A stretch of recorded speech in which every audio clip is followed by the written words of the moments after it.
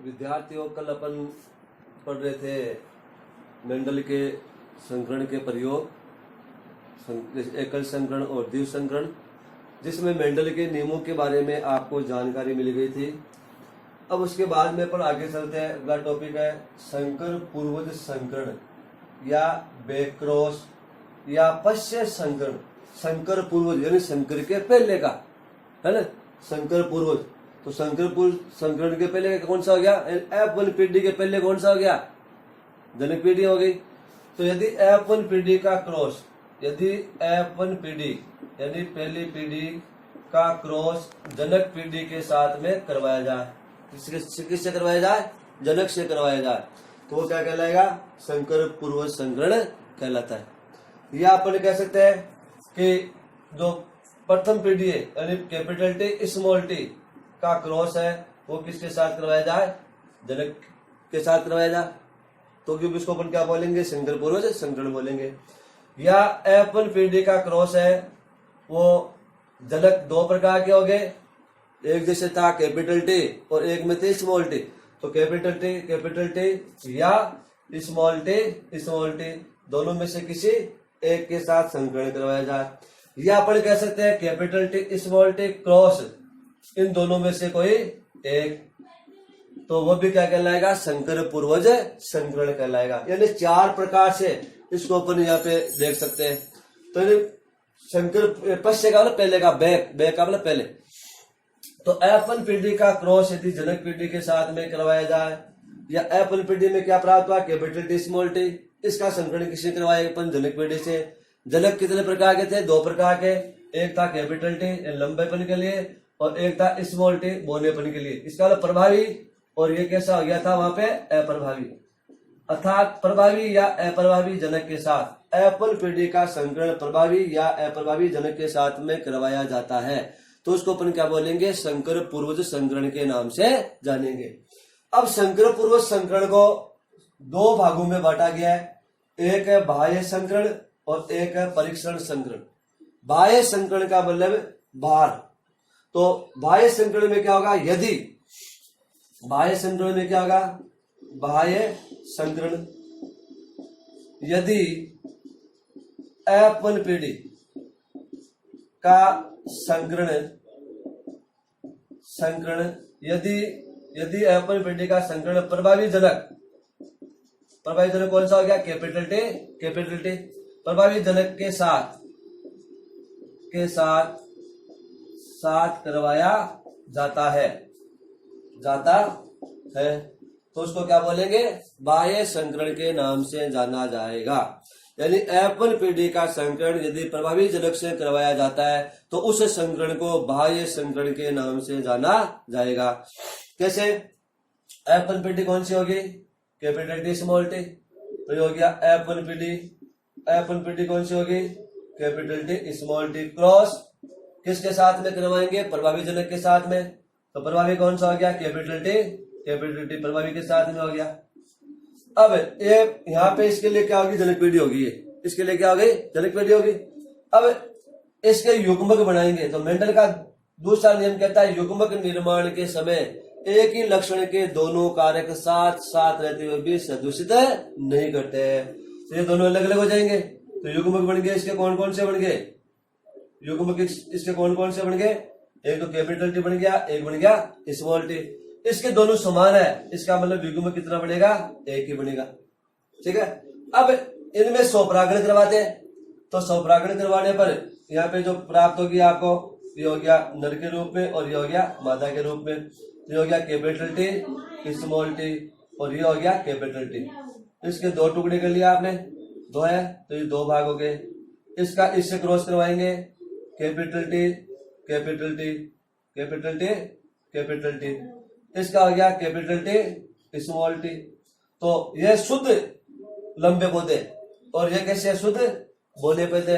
तो यहाँ पे जो लक्षण प्रारूप प्राप्त हुआ आपको, यहाँ पे F1 पीढ़ी होगी इसकी, यहाँ पे इसकी कौन सी पीढ़ी होगी? पहली पीढ़ी होगी। कौन सी होगी? पहली F1 पीढ़ी होगी। तो यहाँ पे लक्षण प्रारूप का अनुपात क्या होगा? तो सभी पौधे कैसे? लंबे, तो 100% पौधे कैसे शुद्ध है, 100% कैसे लंबे, तो 100% लंबे हो गए, सभी पौधे कैसे लंबे। इसी प्रकार जीनी संरचना यहाँ पे अलग अलग मिल रही है, एक मिल रहा है कैपिटल टी और एक मिल रहा है कैपिटल टी स्मॉल टी, दोनों का अनुपात क्या हो गया 1 और 1, तो ये हो गया जीनी प्रारूप हो गया, जीनी प्रारूप हो गया इसका, जीनी प्रारूप हो गया 1:1। तो यहाँ पे देखिए 50% पौधे, 50% पौधे जो है वो समयुग्मजी है, कैसे समयुग्मजी, और 50% कैसे विषम युग्मजी, कैसे विषम युग्मजी। तो इनका अनुपात कितना हो गया 50:50 यानी 1:1। तो इस प्रकार से जीनी प्रारूप क्या होगा, इसका 1:1 हमें देखने को मिलेगा। तो बाह्य संकरण जो प्रक्रिया थी उसमें एप्पल पीढ़ी का संकरण है वो प्रभावी जनक के साथ में करवाया गया था। दूसरा आता है परीक्षण संकरण, जिसको अपन बोलते हैं टेस्ट क्रॉस, अर्थात जानकारी प्राप्त करना, यानी इसमें संकरण को परीक्षण संकरण के नाम से, इसमें क्या होगा, इस संकरण द्वारा किसी भी जीव की परीक्षा कर के ये मालूम किया जा सकता है कि यह समयुग्मजी या शुद्ध है अथवा विषम युग्मजी या अशुद्ध है। यानी इस परीक्षण संकरण में पता अपन लगा सकते हैं कि पौधा शुद्ध है या अशुद्ध है।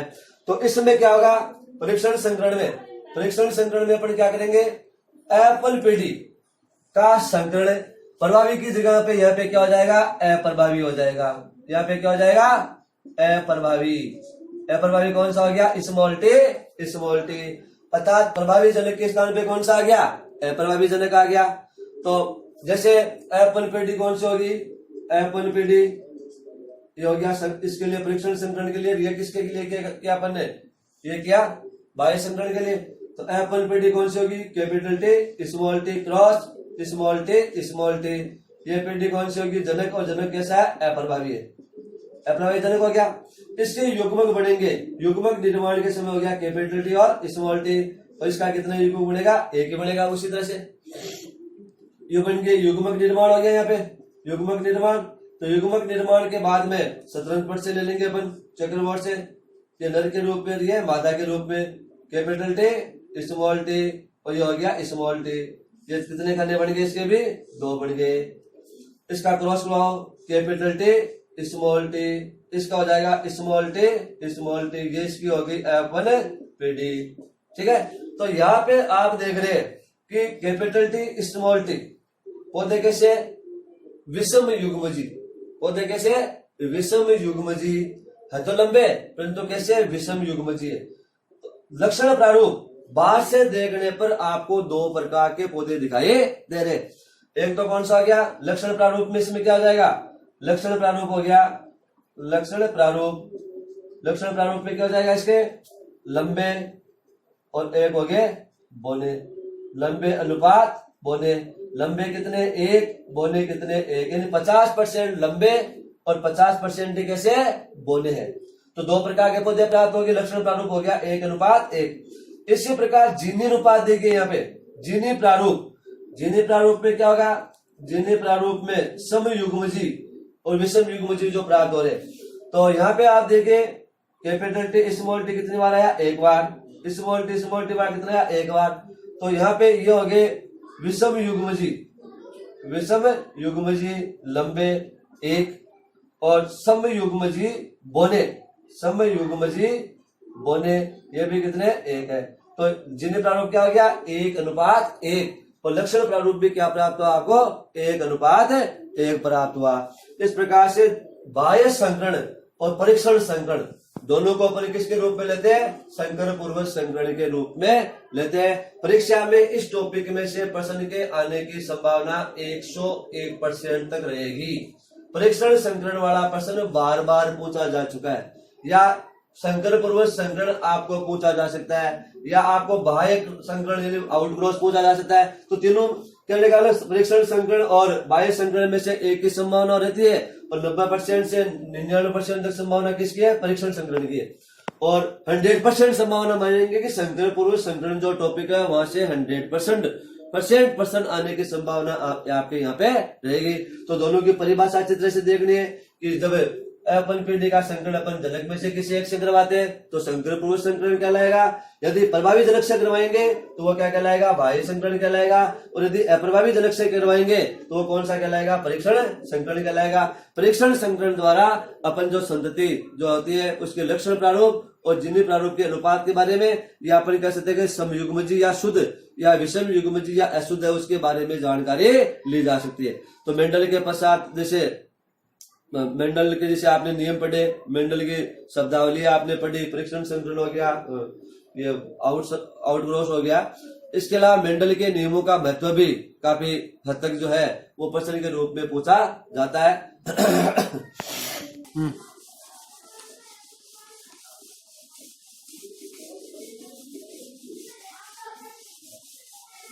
तो टेस्ट क्रॉस और बैक क्रॉस इनमें से प्रश्न आने आना या मान के चलिए आप, या पश्चिम संकरण परिभाषा तीनों में से कोई एक व्युत्क्रम संकरण आया था पहले, उसकी परिभाषा का चांस रहता है।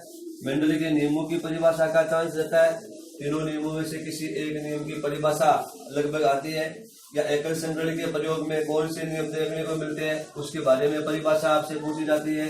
या द्विव संकरण के नियम में मेंडल का कौन सा नियम देखने को मिल रहा है उसकी परिभाषा आपको पूछी जाती है। और छोटे छोटे प्रश्न भी इस पाठ में से खूब सारे जैसे अपन ने पीछे चर्चाएं की वो देखने को मिलते हैं।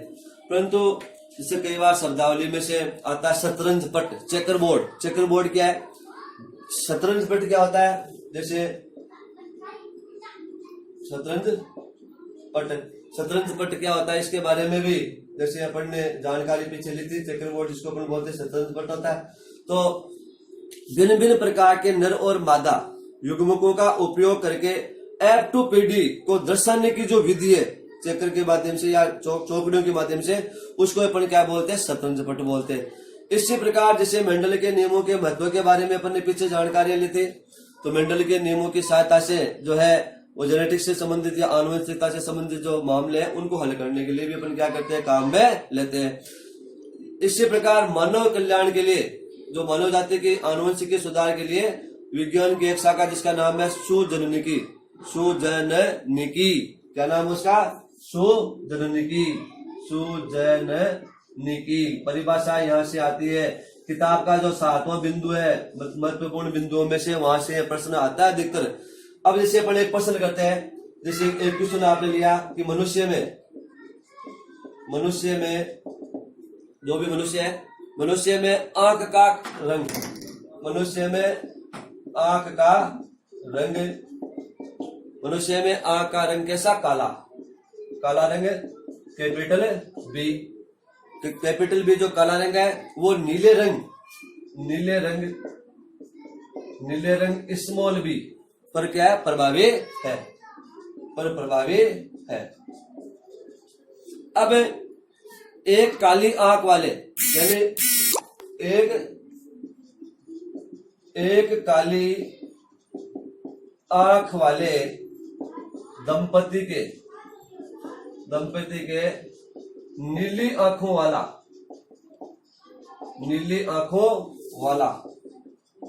बच्चा उत्पन्न होता है। यानी दंपति की आंखों का रंग कैसा है, काला है, और संतान कैसी आ रही है, नीली आंखों वाली आ रही है। तो दंपति का जीनोटाइप ज्ञात कीजिए। तो दंपति का जीनोटाइप ज्ञात करो कि दंपति का जीनोटाइप क्या होगा। आंकित प्रश्न यहाँ से बढ़ा के पूछा जा सकता है। इस टाइप का प्रश्न ब्लड ग्रुप से जोड़ के भी आपको पूछा जा सकता है। तो मनुष्य में आंख का रंग काला रंग प्रभावी है, कैपिटल में नीला रंग कैसा है, अप्रभावी है। एक काली आंख वाले यानी दंपति में पति पत्नी का जोड़ा, दंपति का मतलब क्या होता है, पति पत्नी का जोड़ा, दोनों की आंखों का रंग कैसा, काला है, यानी पति का भी काला है और उसकी पत्नी का भी कैसा, काला है। परंतु जो संतान पैदा हो रही है उसकी आंखों का रंग कैसा है, नीला है। इसका मतलब संतान की जीनी संरचना क्या हुई, स्मॉल बी। संतान की आंखों के जो रंग की जीनी संरचना कौन सी हुई, स्मॉल बी। क्योंकि आपको दिया हुआ क्या है, दिया हुआ है कि नीली आंखों नीला रंग दिया हुआ आपको। नीली आंख कैसी है? अप्रभावी है। और इसका रंग कौन सा हो गया? जिन्नी संरचना कैसी होगी? स्मॉल बी होगी। अप्रभावी बराबर क्या हो गया? Small b. इसी प्रकार काली आंख, तो जो काली आंख है, तो काली आंख कैसी है? प्रभावी है। प्रभावी गुण कौन सा हो गया इसका? प्रभावी हो गया कैपिटल बी।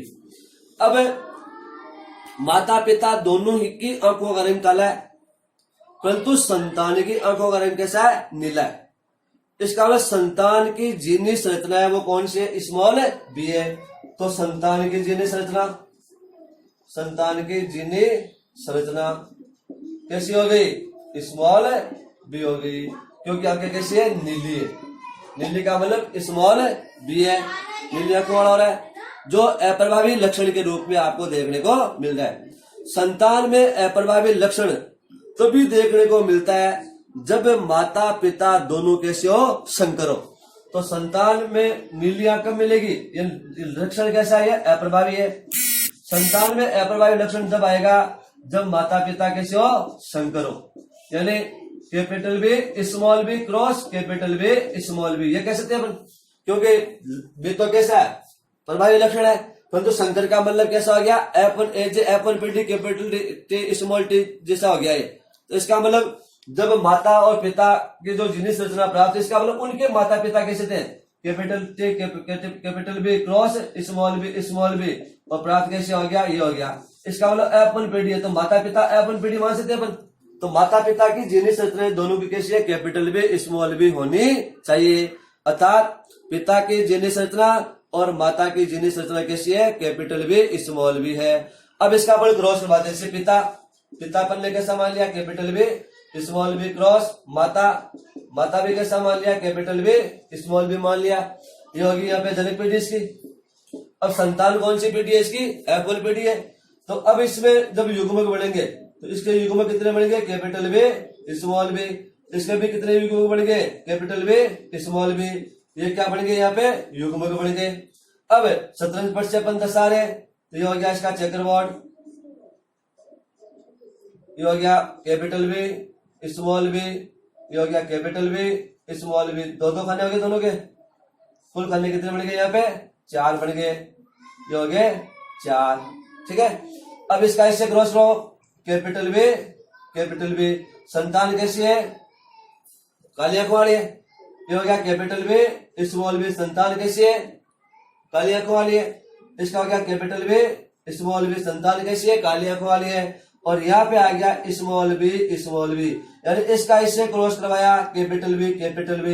इस कैपिटल बी का स्मॉल बी से करवाया कैपिटल बी, क्योंकि कैपिटल बी प्रभावी पहले आएगा। अब इसका स्मॉल बी का करवाएंगे दोनों से, स्मॉल बी का कैपिटल से कैपिटल बी, स्मॉल बी का स्मॉल बी से स्मॉल बी। तो यहाँ पे जो चौथा आंकड़ा आया है ये कैसी आंख है? नीली आंख है। तो संतान की आंखें कैसी है?